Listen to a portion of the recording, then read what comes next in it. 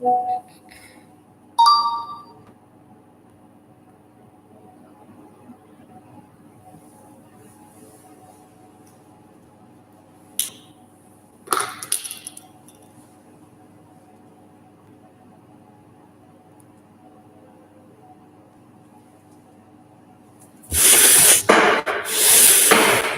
this is the best thing.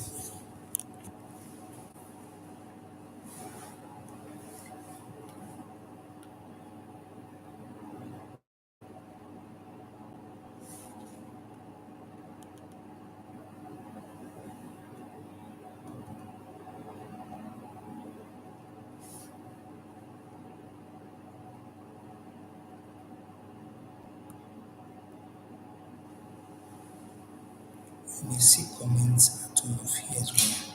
Selecting setting to disable comments. YouTube have turn off comments on some content for safety reasons like determining this.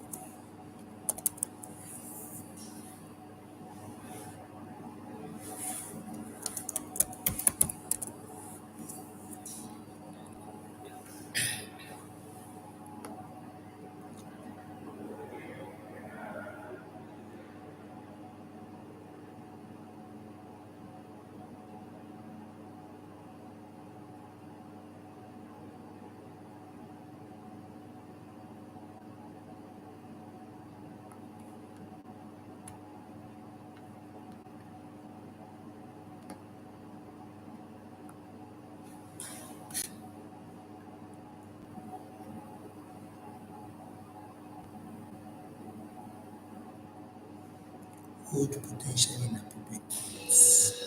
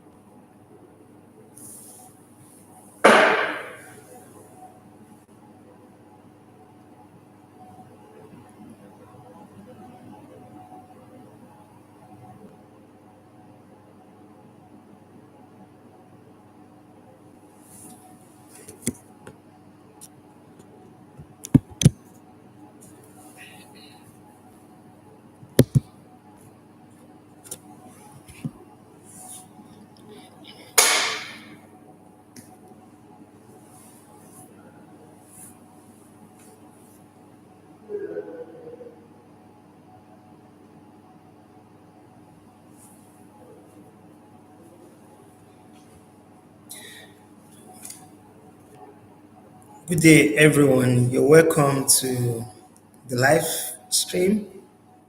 You're welcome, everyone. I'm happy you were able to join. Thank you very much for joining. It's a pleasure to have you on board. Welcome, everyone. Just to inform you again, this is our first session on our way in strive to support people trying to quit smoking. And I would say this is the first module on smoking cessation support program that we are on. And today we'll explore some very salient areas, including the science behind smoking. Of course, we talk about the nicotine addiction and also why quitting can be so challenging. My name is pharmacist cousin Abdiganiu. Um, it's something I've done for 10 years and above, trying to support people on social and behavioral change. Of interest today is the smoking cessation, and I'll be here today to guide you through this journey. Let's get started. So I'm going to go to my slide that I've prepared just for this session. And as you can see on my screen, this slide says Module 1. So this is Module 1 of 5 modules that I've developed to guide you through the journey of quitting smoking or helping someone to quit smoking. So first, I'll say the first module is understanding tobacco use and addiction. So, of course, this is part of our efforts to support smoking cessation among people. You agree with me that people do not just smoke, they smoke for some reasons, right? So, from our experience, we've discovered that people smoke um, because of biological factors. So, biological factors, I mean, how your body responds to smoking makes people want to smoke again. So, this will be discussed in details in the other slides. And another thing is psychological factors. So a number of persons will smoke because of stress, because they want to relieve themselves of stress, or they perceive that smoking would help them to relieve stress. Other people smoke because of boredom. You agree with me that this is a common issue around smokers as well. And of course, it has become an habit for some persons. So they continually smoke because it is now part of their habit. And of course, uh, social factors, including peer influence or peer pressure, you might want to call it, is also part of the reason why some persons smoke. From our research, from our interaction with persons that are attending this session or that are smokers themselves, we've been able to understand that a lot of time, why they are not in company of some persons, they could go without smoking. But once they have the opportunity of being with that same persons, smoking becomes a very difficult thing for them. Um, and of course, cultural norms. So there are cultures that made it difficult for people to socialize without having to smoke. Of course, the menace of continual advertisement of smoke, of cigarettes, it's adding more to the pressure that people have to face. So people get to see, how the adverts is being placed in front of them, right in front of them, and this also influence how they do smoke. So situational triggers is also one of them. Some persons are used to, taking cigarette after eating, or maybe feeling some ways that they feel cigarettes would help them to take care of. So they take this after meal. Others take as social events. So this is interwoven with peer influence where you are in the midst of people, or even morning routine or bedtime routine for some persons. So if we have people that smoking has become part of their routine, it kind of triggers how they smoke. Now, this particular slice, smokers will tell you, most smokers will tell you that they did not start to become addicted.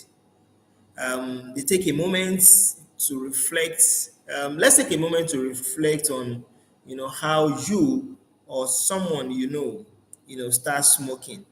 You agree with me that common reasons include peer pressure, like we have discussed, um, relief of stress, like some smokers are perceived, even out of curiosity. Some persons became smokers out of curiosity, wanting to have a feel of what smokers do feel, and that leads to it, or even family influence in some ways.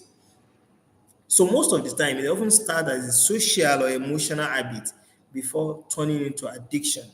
And of course, when you start as a social smoker, maybe because of curiosity, maybe because of family influence or peer pressure, or for any reason that a lot of smokers might have, um, nicotine from that cigarette stimulates the brain to release dopamine.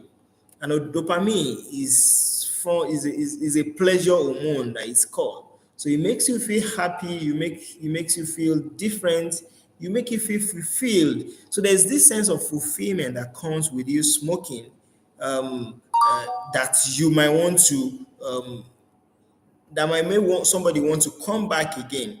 So this cycle of pleasure, craving, withdrawal, and then repeat smoking creates a cycle of dependence, whereby a lot of smokers would have to go through all of this cycle, taking it for a while, they get the pleasure, and after a while, it is out of their system, so they crave for more. They want to have a feeling of what they just felt. And when they do stop, there's a withdrawal symptoms that comes in too. So they want to repeat again. So over time, the brain become adjusted to requiring more nicotine for the same effect. More nicotine for the same effect. Meaning that after a while, if only just one stick of cigarette is what the brain is used to taking, it becomes addicted to it, that it wants more than just one to fulfill, the smoker's intention, the smoker's emotions of maybe feeling happy or wanting to take more. So that is one of the things they do feel. And of course, the next is the cycle of nicotine addiction, just like I've explained now. So in 10 seconds of smoking, of course, it gets to the bloodstream, and before you know it, there's release of dopamine that gives that pleasure and relaxation feeling. And of course, there's also cravings that follow it, and there's withdrawal that a lot of persons feel just when they don't have it. They feel anxious, they feel irritable and restless in some cases. Now, why do we really need to talk about quitting cigarettes? So this is why. The fact that it has some health challenges that comes as a result of smoking, that we can itemize in this. And so in the short time, persons that smoke would have increased heart rate.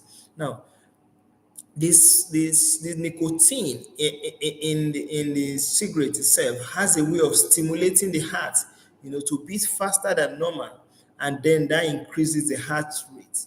And another way that it affects us in the short time is the fact that just after smoking, a lot of smokers would not be able to talk to someone without having that bad breath, that breath of cigarette around them. In fact, it goes beyond just bad breath. Even their body odor comes, it oozes out like a bad odor from them, and that makes them so to be isolated from people. So beyond being health challenge, it makes them socially isolated from other persons. One of the people we support mentioned something around when he's a Muslim. So when he's about to go into mosque, he has to use perfume just to mask the body odor that comes. However, he's not able to mask the bad breath that comes with it. So most of the time, you find them not wanting to talk to someone just because of the feeling that you might just feel the bad breath. So this is one of the things that happens. And of course, another thing that happens is reduced lung function. So beyond having bad breath, beyond having increased heart rate, they also suffer reduced lung function, meaning that the lungs that is meant to take oxygenated blood from outside, take it into the bloodstream, and take deoxygenated blood out. So inspiration and expiration of air to allow the functionality of the system is also reduced. It's also compromised among smokers. This might be an issue going forward, and of course, in the long time.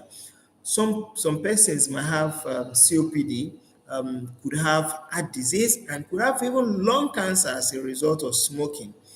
And the worst case is the second-hand smokers. Second-hand smokers would mean people that are not active smoker but passively smoke, meaning that you stay around people that smoke, maybe within the same under the same vicinity, not very far from them.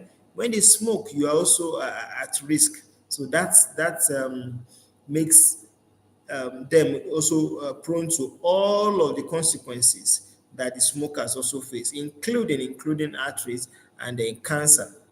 Now, a lot of time there are myths that we've been told. We've been told a lot of myths about quitting smoking. Um, One of those that you would have heard is quitting cold turkey is the only way to succeed. Now, cold turkey is just one of those ways of strategies of quitting smoking when a smoker just abruptly decides to quit smoking. Now, this might not be the best thing to do. However, in the next module, you get to see the other strategies that are useful for you. Don't forget, if you want to keep tab with this channel, please like, comment, and subscribe. Like, comment, and subscribe so that you could get more of these sessions. I told you earlier we have 5 modules to still cover. And in addition to these 5 modules, we have a lot of other videos that we've done in the past that you might want to go through. Don't forget, also share with some friends that might need this information. So myths. Another myth that is commonly mentioned is behavioral support medication double success rate. Sorry, I think that's a fact. So I'm talking about cold turkey. So cold turkey is abrupt withdrawal from smoking. A lot of time it is unsuccessful, but the fact that must be held tightly is the fact that when you have, counseling, when you have behavioral support, when you have sessions like we are having right now, information session, awareness session, and support system, a good support group, with medication, the success rate actually doubles, meaning that if a lot of people that go through all of these uh, approaches, if they have 50% success rate with these two combination of approaches, we have 100% in that case. Another myth is that vaping is safe alternatives to smoking. A lot of person have looked for alternative to say that it is a lesser evil to do vaping. A lot of if you don't know vaping is like an electronic cigarette where you could also, without having to to light your cigarette, you just sip it and then you come out with the smoke like like cigarette as well. So some persons have adopted vaping as a way of trying to to seek a lesser evil. But the fact remains that even this vaping, the e-cigarettes, still contain harmful chemicals that are also not good for our system, with also similar consequences as smoking cigarette as well. So now, um, for those that are attempting to quit smoking, okay, this is what happens to your body. Maybe this might motivate you to want to continue your journey. So, if you stop smoking within 20 minutes of stopping smoking, your heart rate normalizes, meaning that if you have increased heart rate, if you have increased heart rate and you just stop smoking, you smoke in the next 20 minutes, it normalizes. And this, I want to say that you could now imagine what it would be like if you have 24 hours without smoking, meaning that your heart rate will be normal for 24-hour period. Now, in 24 hours, additional effect you would feel is that the carbon monoxide level drops. Carbon monoxide is a poisonous part of the cigarette that you smoke. Very poisonous in the sense that it could even help, it could make one to lose breath, it could make one to have a respiratory collapse, and then the person will just cease breathing, and some cases it could even lead to death. This is one of the things that kill people that smoke in a very enclosed environment without having proper ventilation. So this level that is settled in the lungs of these smokers, and in 24 hours it drops as well. After 1 year of stopping smoking, the heart rate reduces, the heart disease risk reduces by half. It means that if the risk was 20% before, for anybody that's smoking for 1 year, the risk reduced by by half, meaning that it goes to 10%. What this means really is the fact that for you as a person, the risk of having hypertension, having heart attack, having stroke reduces by 50%. So when you smoke, it means your risk doubles. And if you're able to stop for 1 year, this is what you'll be able to enjoy. I want to believe that this could motivate someone to continue to make attempt and to sustain the attempt at quitting smoking. Now, if after 10 years you are able to stop smoking, your lung cancer risk drops significantly. So meaning that the risk of you becoming cancerous, having lung cancer in the future, drops so significantly. I want to believe this would help you to quit smoking. Now, the next step is smoking cessation. Um, Maybe you might want to take a minute to reflect, and identify your own personal trigger. We mentioned what triggers it for a lot of persons, but then maybe just put it down somewhere. What are my personal smoking triggers? For some persons, they've said, oh, when they're with peers, they get to smoke. When they are stressed, they get to smoke. Maybe after meal, they get to smoke. When they are in the midst of in a social event where others are smoking, they are tempted to also want to smoke. So identify all of your own personal smoking triggers. That is one thing I would like you to do first. The second thing will be to choose a quitting method. Now, you remember I mentioned cold turkey the other time, and I mentioned to you that in subsequent videos you get to see other strategies. Now, so maybe you should pen this for the next video that you'll be watching us. However, there are two approach that is very common: the gradual reduction. Apart from the cold turkey that is abrupt, that I mentioned that is not advisable, the gradual reduction in the sense that if one person smokes 20 sticks in a day, you could decide that, okay, yes, I want to reduce it to 15. After some time, I reduce it to 10, and then after some time, I reduce it to 5, to 3, to 2, to 1, and then to 0. By this, the risk of having relapse is very, very slim. and then risk of having withdrawal symptoms is also very slim. So another method is to do nicotine replacement. So there are a lot of nicotine replacement strategy that we'll be talking about as we proceed as well. Um, Another thing that is very important is to seek support for motivation and guidance. Now, I and my partner run a particular we run a particular smoking quit smoking hub. We call it the Quitters Hub. This particular one is on WhatsApp currently. So we have that support group where people get motivated. We have series of programs every day. On a Monday, for example, today is Monday, so we have what we call the Motivational Monday, and people get to we get to tell them something that would motivate them to quit smoking, and we just ask some questions around how they are struggling or what they think is the best thing that they have done in the last 1 week for themselves.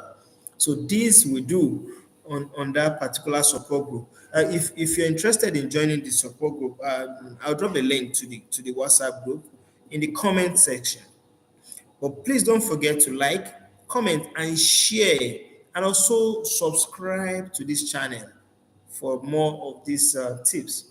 Then the last thing that will be the next step is to prepare for withdrawal with coping strategies. So even when you have successfully, done the gradual reduction strategy, and you are off the cigarette smoking, one must also um, prepare for withdrawal strategies, prepare for withdrawal with coping strategies. So some persons have identified that one of those interactions we had with people, it was amazing to hear that there are even local ways that people try to cope with withdrawal now, with nicotine withdrawal.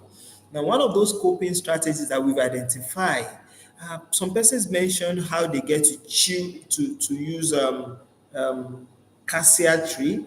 Cassia tree is something that is common in the north. So you use cassia tree without even taking off the back like a chewing stick.